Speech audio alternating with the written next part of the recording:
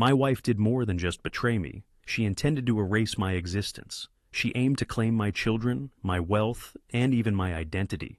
All of this with the assistance of a man I once considered a friend.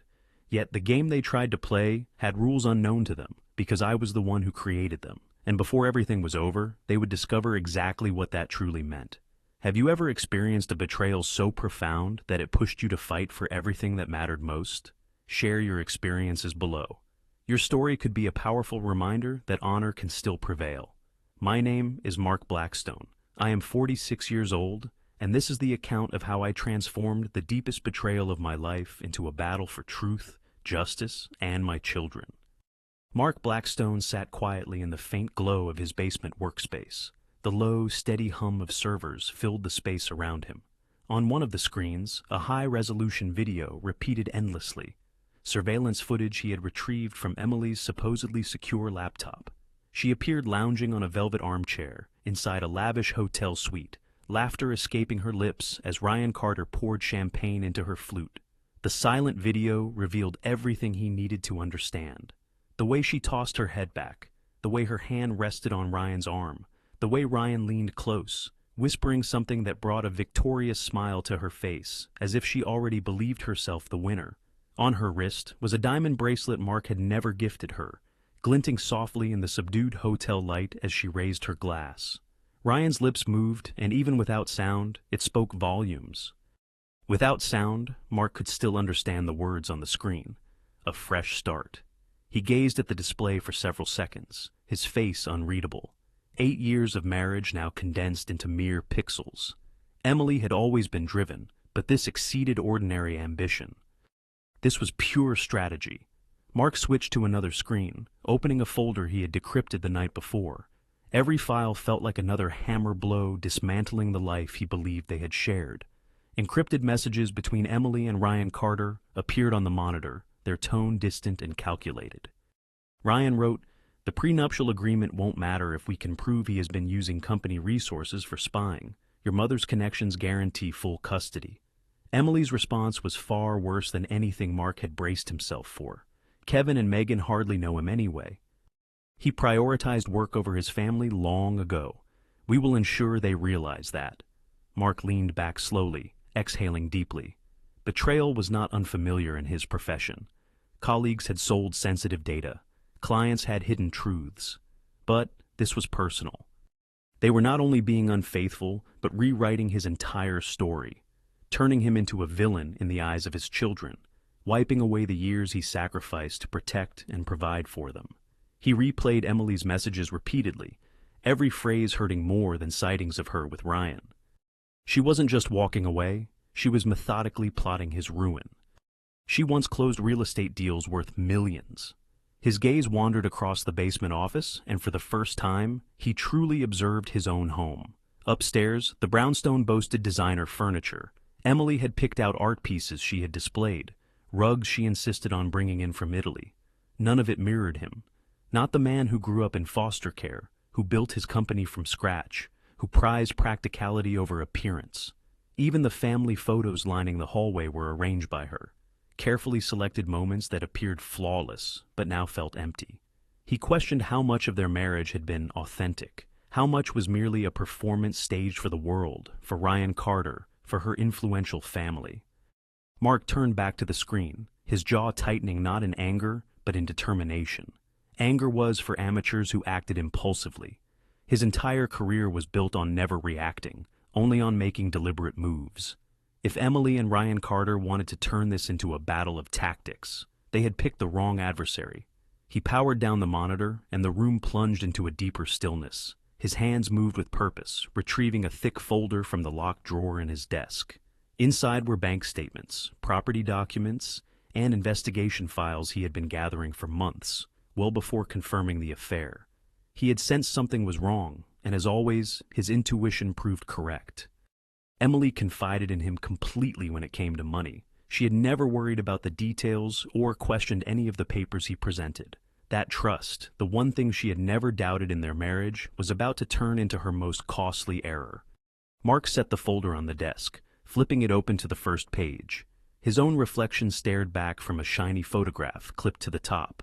It showed Emily and Ryan Carter together at a charity event many months ago, smiling for the cameras while scheming his ruin behind closed doors. For a fleeting second, he let himself feel the full burden of it all. The loss of the woman he believed he knew, the betrayal from a man he once called a friend, and the danger looming over his children's future. Then just as fast, he pushed those feelings down. This was no moment for sentimentality. This was a time for strategy, something he excelled at. He closed the folder, his face hardening into the calm resolve that had earned him a reputation as one of the city's most trusted security experts. Emily and Ryan had made their move. Now it was his turn. In 2013, before life tangled into a web of suspicion and quiet accusations, Mark Bennett was still learning to find his place in civilian life. After a dozen years in military intelligence, he had exchanged secret missions for the equally demanding but quieter realm of corporate security consulting. It was then he crossed paths with Emily Clark, a radiant real estate professional. Mark was a developer who seemed to brighten every room she stepped into. Their bond formed quickly, almost recklessly. Mark was never one to buy into love at first sight, but Emily's self-assurance, her drive, and the way she carried herself captivated him completely. In less than 1 year, they were married. Friends called their union hasty. His military comrades cautioned him, saying those who rise rapidly in elite social circles are often motivated by reasons beyond love. However, Mark was unconcerned. He believed he had found someone who truly recognized the man behind the uniform. After 3 years, the twins arrived. Kevin and Megan, wide-eyed symbols of the purpose behind Mark's relentless efforts to create a secure life. For a time, everything appeared flawless. Emily climbed the social ranks, while Mark secured contracts with prestigious clients. Together, they were building the life they had always envisioned. What Emily never fully grasped was the price Mark paid for his commitment. Corporate security consulting was more than just risk evaluations and polished proposals. It involved late-night phone calls, emergency extractions for executives abroad, and countless hours monitoring potential dangers for companies too arrogant to admit their vulnerabilities. He managed all of it with little complaint. Often, his nights ended in his home office reviewing surveillance footage while Emily attended charity galas or business networking dinners. Mark convinced himself it was all acceptable. She was establishing her presence, and he was safeguarding theirs. Each time Mark put Kevin and Megan to bed after returning from a trip, he vowed to be present more often.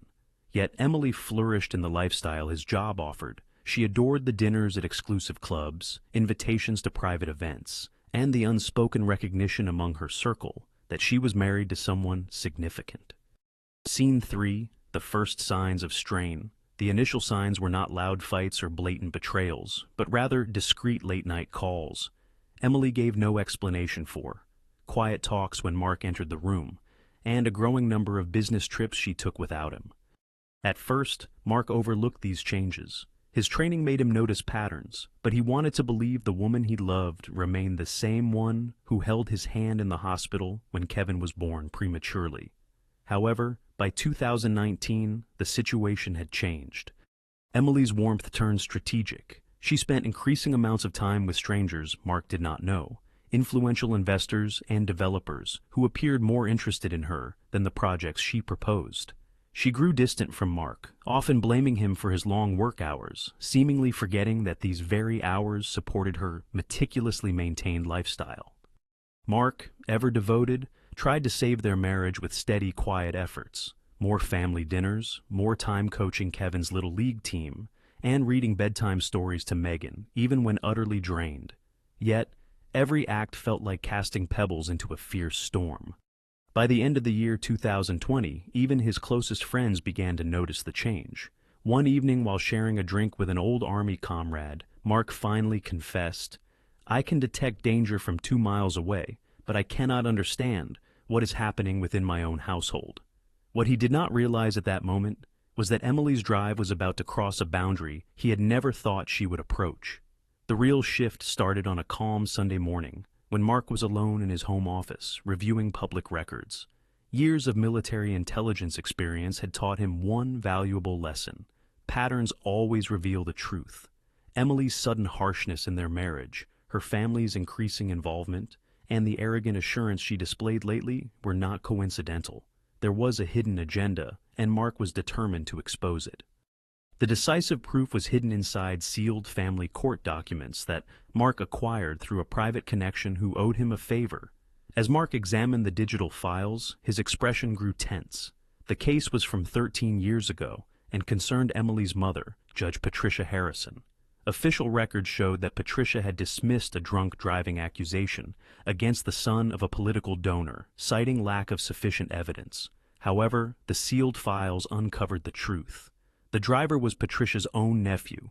His reckless speeding had caused the death of an immigrant family of 4. Yet, Patricia's power had concealed the facts behind complicated legal language and secret testimonies. Mark leaned back, staring intently at the screen.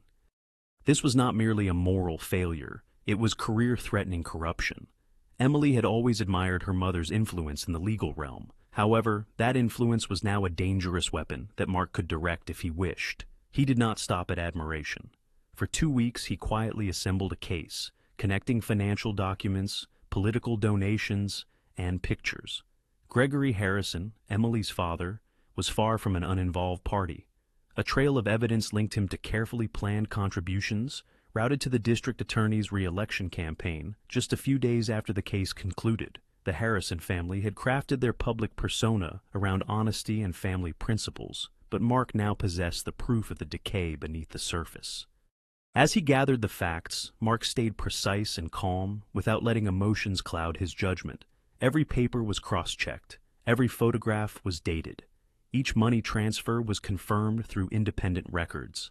Mark understood the delicate nature of leverage if it was not flawless, and this evidence had to be perfectly solid. When his work was complete, the file was filled with irrefutable proof. A single call to a trustworthy journalist or a federal investigator could ruin the Harrisons' name forever.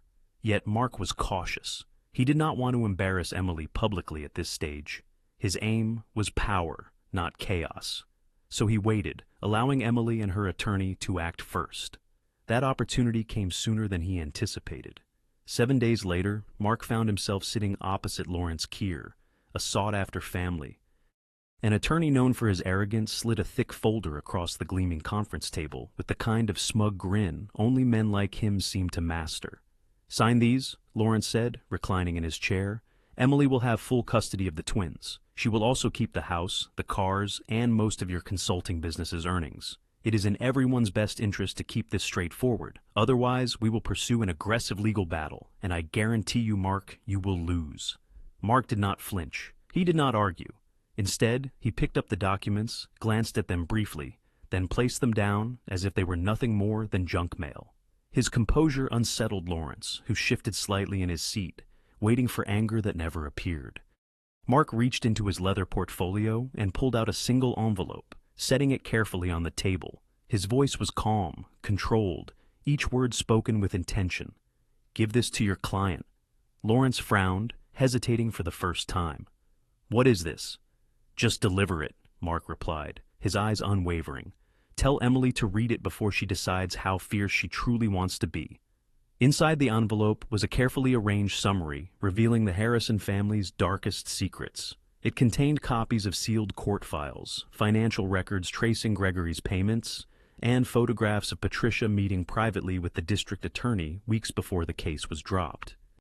The message was unmistakable. If this divorce was pushed any further, the Harrison family risked losing everything they had carefully created over many years. Mark rose deliberately, collecting his belongings without uttering a single word. His composure filled the space with an undeniable presence that Lawrence could not dispel. The lawyer fixated on the envelope as if it held a dangerous secret. As Mark left the room, his thoughts remained clear and concentrated. For the first time in several months, the power dynamic had altered. Emily believed she had trapped him, but now every decision she made had to reckon with the silent force he had just awakened. The initial phone call came shortly after midnight. Mark was seated in his study, the house silent except for the soft buzz of his laptop. Emily's name appeared on his phone's screen. He allowed it to ring until it stopped. Moments later, it rang again. This time, it was Ryan Carter, her brother, who had taken on the role of the family's protector. Mark chose to ignore the call, leaning back in his chair with the same calm he carried into Lawrence Keir's office earlier that day. Less than 5 minutes afterward, the third call came. Mark answered, hearing Patricia Harrison demand sharply, "What do you want?" Her voice was harsh, yet betrayed a hint of uncertainty. Patricia was accustomed to using intimidation, but now felt unsteady. Mark responded with a measured tone, his words clear and purposeful. "Justice." Silence followed. Patricia drew a long breath, then exhaled slowly as if considering her response carefully. "You believe you can scare me with poorly thought-out accusations?" she challenged. "They are not allegations," Mark responded calmly. "These are documents from the court, sealed official records, financial transactions, and photos. You have spent years covering up the Moretti family under layers of falsehoods, yet the truth remains out there. You are aware of it, and now so am I." Emily's voice softened, almost begging. "What do you want, Mark?" he said without hesitation. "I want 3 things. Emily withdraws the divorce papers immediately and grants full custody of Kevin and Megan to me. Ryan sells his shares in Bennett Security Solutions, back to me at the original value, not the inflated price he attempted to extort. And you step down from the bench quietly before the federal agents come after you." "If any of these demands are ignored," Mark continued, "the Moretti family will finally face justice. I will ensure every reporter in this city gets what they need to expose this." Emily remained silent for a moment. When she finally spoke, her tone was strained. "You are bluffing." Mark's reply was steady and resolute. "You already know I'm not." He ended the call before she could answer, leaving her in silence. By dawn, the Harrison family's facade was already beginning to crumble. Mark had not issued direct threats to the press, but he arranged for an anonymous tip with cryptic yet intriguing details about the Moretti case to reach 3 investigative reporters. Additionally, he sent a carefully edited version of the financial documents to a trusted contact at the local news outlet. The federal prosecutor's office had not fully confirmed the entire scandal, yet the information was sufficient to spark serious doubts that the Harrisons could not ignore. Ryan Carter was the first to lose composure. By late afternoon, he left an angry voicemail, his voice breaking as he accused Mark of ruining everything. An hour later, he called again, desperately requesting a meeting. Mark did not pick up. Emily's determination soon faltered. She arrived at Mark's office without warning, her designer jacket creased and her usual calm noticeably shaken. "You are destroying us," she said, trying to sound fierce but revealing her underlying fear. "Do you even think about the consequences for Kevin and Megan?" Mark regarded her silently for a long moment, before responding calmly, "I care about them more than anyone in your family ever has. That is exactly why I am doing this." By nightfall, the story had taken on a life of its own. News organizations hinted at a deeply hidden judicial cover-up connected to a highly respected judge. Online discussions buzzed with speculation about corruption within the Harrison family. For the first time in her career, Patricia decided not to appear at her scheduled court session. She realized Mark was serious, and she was painfully aware that time was slipping away. The atmosphere in Lawrence Keir's office was thick with tension. Mark sat at one end of the table, his demeanor calm, while Emily sat stiffly opposite him, her hands shaking as she clutched a pen. The heavy pile of documents before her symbolized everything she had worked relentlessly to maintain: control. Custody and fortune were at stake, and she was on the verge of giving it all away. Lawrence, who usually appeared self-assured and smug, now looked pale and unsettled, his eyes fixed on the table as if he wished to be anywhere else. "Are we going through with this or not?" Mark asked calmly, his voice breaking the quiet sharply. Emily glared at him, but the fire in her eyes had vanished. Her mother fell silent after Mark's ultimatum. Ryan Carter refused to even attend the meeting, and federal agents had quietly started investigating the Harrison family's financial affairs. Every leverage she believed she held had disappeared. She lowered her gaze and signed her name at the bottom of the custody document, then the business transfer, and lastly the property agreement. Each signature felt like a brick removed from the empire she had fought to create. When she finished, she slid the papers across the table. "You win," she said with bitterness. Mark did not immediately reach for them. Instead, he leaned in, his face impossible to read.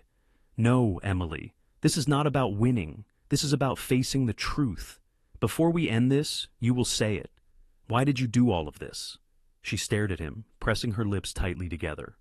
Lawrence shifted uneasily, sensing the conversation's direction. Mark remained silent, waiting.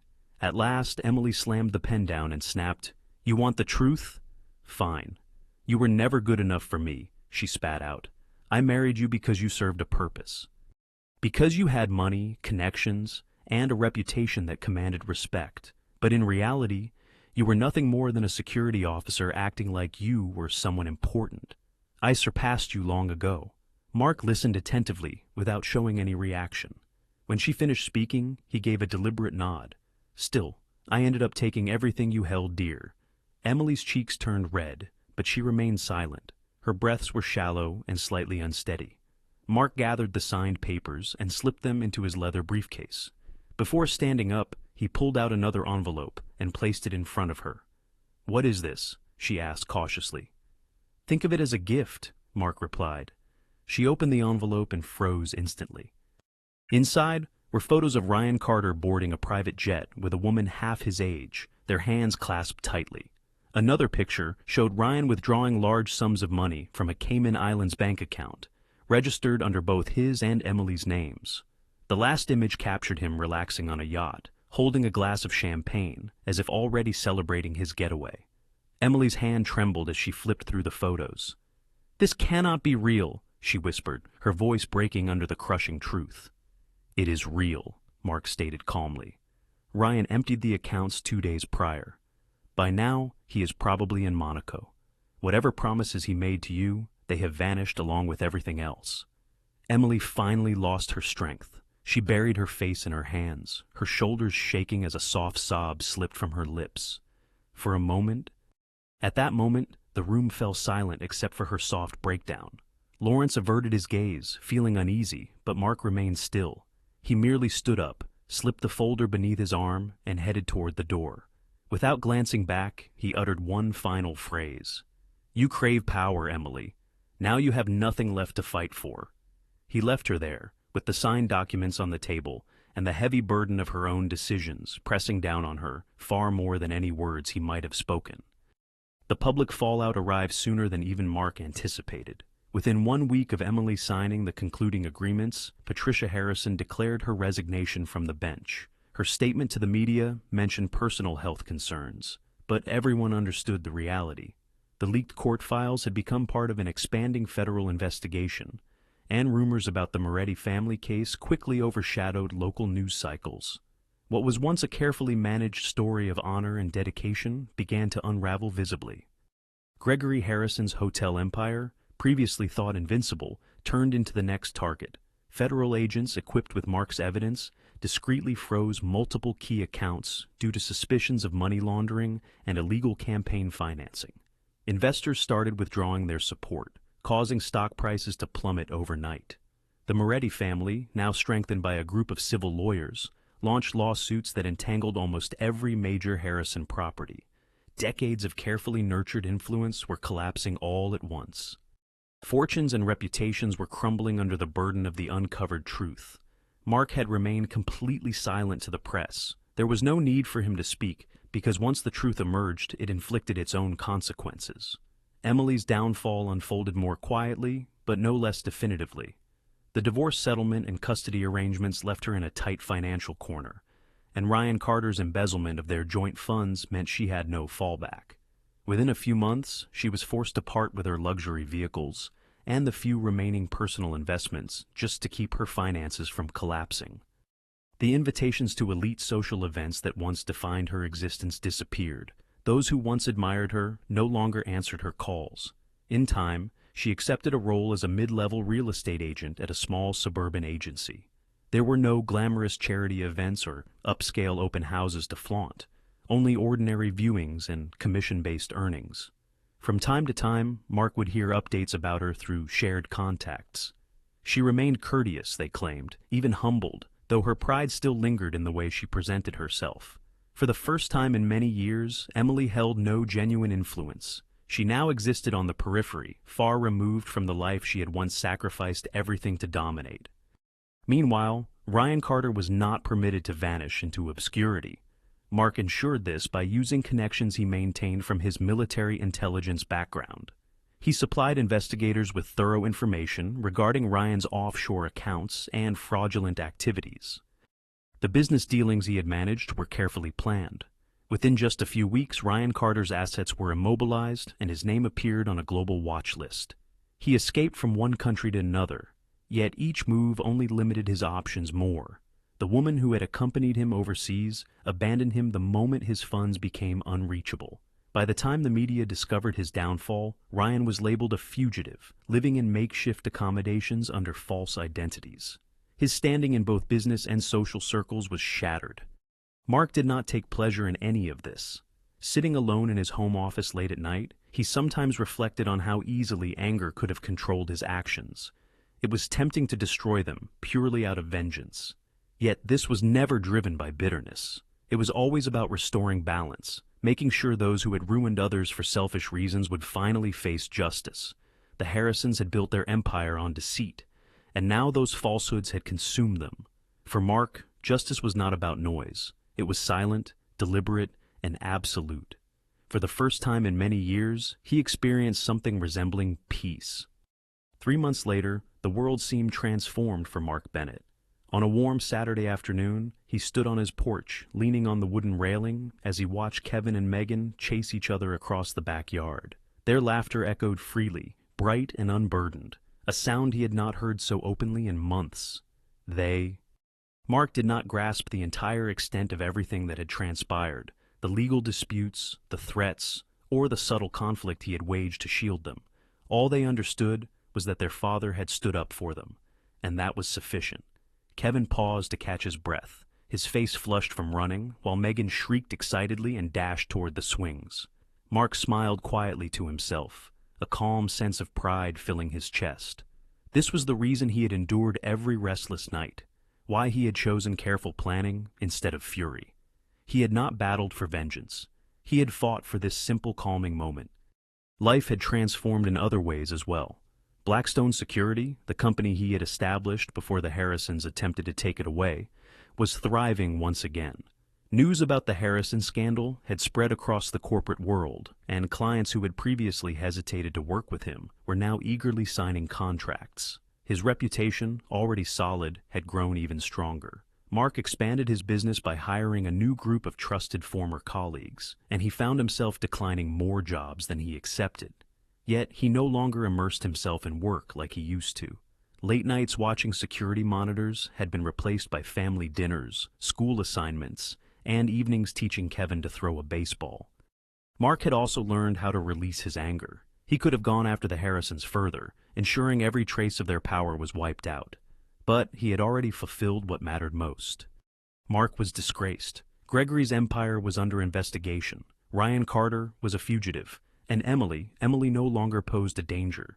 She had become just another individual attempting to reconstruct her life from the wreckage of her past decisions. Inside his office, only one photograph stayed on the shelf. It showed Emily, captured many years ago when they were still a family. Mark kept it not out of lingering affection or sentimentality, but as a reminder. He had learned that trust was not something to be given lightly. It was something to be gained with care and never assumed to be permanent. As the sun descended lower in the sky, Mark stepped off the porch and joined his children outside. Kevin tossed him the baseball, and Megan cheered loudly when he caught it without effort. For the first time in many years, Mark felt the ground beneath him was stable. His life was far from flawless, but it was his own, earned through patience, sacrifice, and a quiet resolve to safeguard what truly mattered. Some betrayals attempt to strip away everything, yet occasionally they leave you with precisely what you need.